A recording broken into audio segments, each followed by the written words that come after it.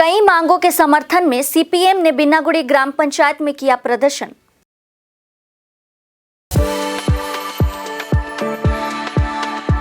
We are the dreamers, the achievers, and the leaders. Come, join us today. कई मांगों के समर्थन में सीपीएम ने राजगंज के बिन्नागुड़ी ग्राम पंचायत में विरोध प्रदर्शन किया, साथ ही एक ज्ञापन भी सौंपा गया।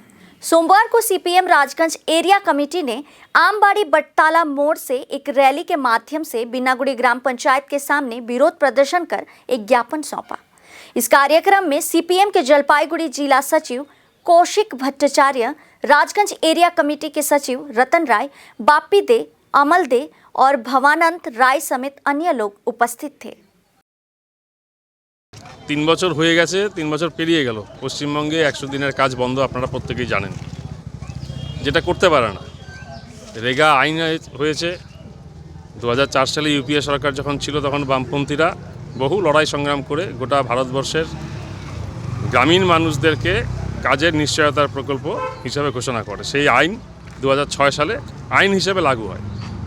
সেই আইনে স্পষ্টভাবে বলা আছে, কোনো গ্রামের গরিব মানুষ সে যদি 100 দিনের কাজ করতে চায়, তার যদি 18 বছর বয়স হয়ে যায়, তাহলে তাকে 15 দিনের মধ্যে কাজ দিতে বাধ্য থাকবে সরকার। এটা দেশের আইন। কিন্তু আমাদের পশ্চিমবঙ্গে বিগত 3 বছর অতিক্রান্ত হয়ে গেল, প্রায় 3 বছর পেরিয়ে গিয়ে এখন 1.5 মাস হয়ে গেল, এই 100 দিনের কাজটা বন্ধ। যেটা আইন বিরোধী কাজ করছে হচ্ছে রাজ্যের সরকার, আবার একই রকম আইন বিরোধী কাজ করছে হচ্ছে দেশের সরকার।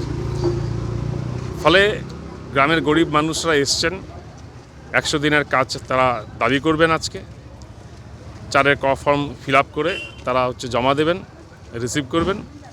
এটা তাদের অধিকার, সেই আইনি অধিকারের জন্য তারা এসছেন।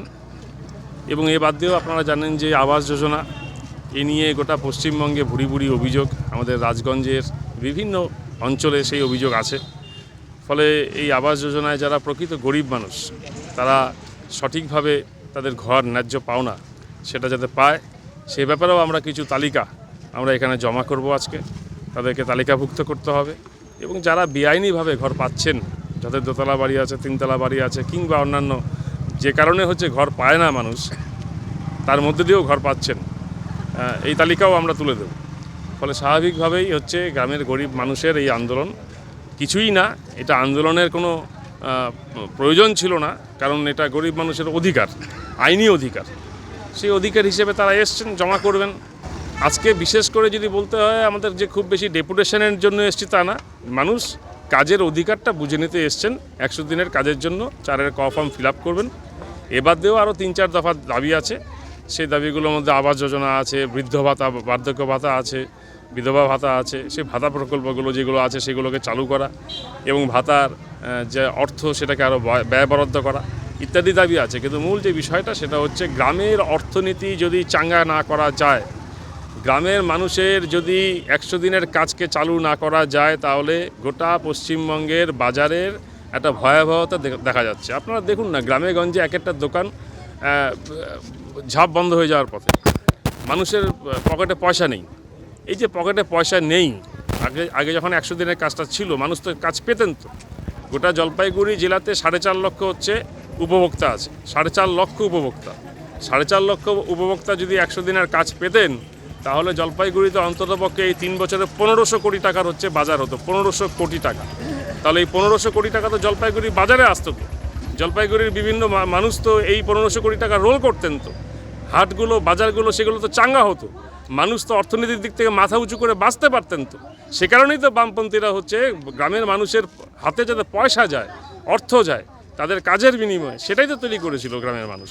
ফলে সেটাকে মুখ থুবড়ে ফেলে দেওয়া হয়েছে। এটা পরিকল্পিত আক্রমণ, গরিব মানুষের ওপর আক্রমণ। ফলে গরিব মানুষ বুঝে নেবে, আইনের রাস্তা তাদের হাতে আছে, আইনের বই তাদের কাছে আছে। ফলে আইনের পথেই তারা তাদের কাজ বুঝে নেবেন।